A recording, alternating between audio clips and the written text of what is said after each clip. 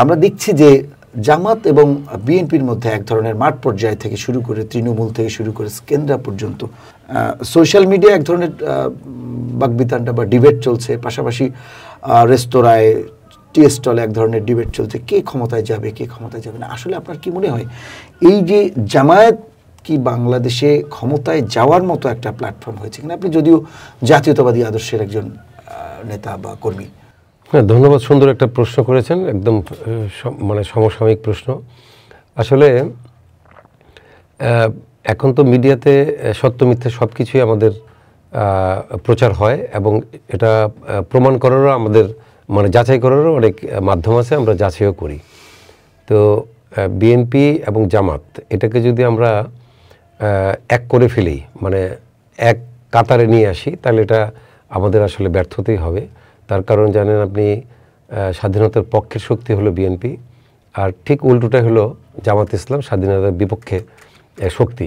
তারা ৭১-এ আমাদের বিপক্ষে ছিল, এটা যেমন আবাল বৃদ্ধপণিত এটা জানেন। অতএব বিএনপির সাথে তাল মিলিয়ে তারা হয়তো এখন চলতেছে, কিন্তু তারা এক কাতারের দল এটা ভাবলে ভুল হবে। এবং মিডিয়াতে আপনারা যা দেখতেছেন, ভোটের সময় আসলে দেখবেন যে দৃশ্যটা ঠিক স্বাধীনতার পক্ষের এবং স্বাধীনতার বিপক্ষের শক্তির মতোই।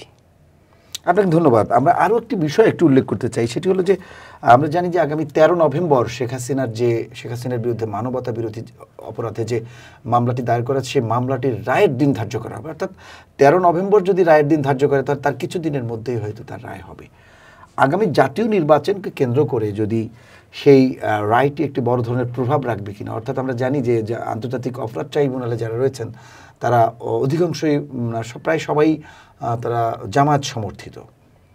তো সব কিছু মিলিয়ে এবং সরকারের অন্তর্গত যেহেতু একটি সংস্থা আন্তর্জাতিক অপরাধ ট্রাইব্যুনাল, আর অনেকেই মনে করে যে জামায়াত এবং এনসিপি সরকারের স্নেহধন্য, তাহলে এটি কি বিএনপির জন্য একটা প্লাস পয়েন্ট হবে? যদি শেখ হাসিনা রায় দেওয়া হয়, তাহলে আওয়ামী লীগের ভোট ব্যাংক সেটি কি বিএনপির দিকে ঝুঁকবে? আপনার এই হিসেব নিকেশ কি বলে? আসলে কি, এই আপনার সামনে নির্বাচন, জনগণ মুখিয়ে আছে নির্বাচনের জন্য, কোনো কিছুই আসলে এটার উপর প্রভাব ফেলতে পারবে না। আর ভোটের রাজনীতির বিষয়টা হলো যে বিগত সরকার যে অপকর্ম করে গেছে, তাদের সমর্থকরাও এখন পরিবর্তন চাচ্ছে, যেই কারণে যত কিছুই হোক শেখ হাসিনার রায়ের বিষয়ে সেটা আগামী নির্বাচনে কোনো প্রভাব ফেলবে না বলে আমি মনে করি। ঠিক আছে, আমরা জানি যে এটি প্রভাব ফেলবে না বলে আপনি মনে করেন, কিন্তু আমি আপনাকে যেটি জানতে চেয়েছি যে যেহেতু ট্রাইব্যুনাল জামায়াতের গঠন হয়ে গেছে, আবার সরকার সাথে সম্পৃক্ত, পাশাপাশি জামায়াত এবং এনসিপি অনেকেই মনে করে সরকার ঘেঁষা, তাহলে এই ক্ষেত্রে বিএনপি একটু আলাদা বেনিফিট পাবে কিনা? অর্থাৎ আওয়ামী লীগের ভোট ব্যাংকটা বিএনপির দিকে ঝুঁকবে কিনা? না, একটা জিনিস কি আপনি এটাকে মানতেই হবে যে আওয়ামী লীগের যারা সমর্থক তারা কখনোই জামাত ইসলামকে পছন্দ করে না, এবং সেই ক্ষেত্রে তাদের বিকল্প হিসাবে অবশ্যই তারা মানে জামাত ছাড়া যে দলটা থাকবে, প্রগতিশীল রাজনীতিবিদ, তাদের নিয়ে থাকবে। যেমন অনেকেই কিন্তু এখন আমরা সোচ্চার যে যদি মানে সমস্ত আইনগত বাধা মানে শেষ করে যদি আওয়ামী লীগ নির্বাচনে আসে, এটাতে কিন্তু বিএনপির আপত্তি নেই। অতএব বিএনপিও চায় যে আমাদের মানে গতানুগতিক ধারা যে বাদ দেওয়ার যে ইয়েতে বিএনপি ওটা বিশ্বাস করে না।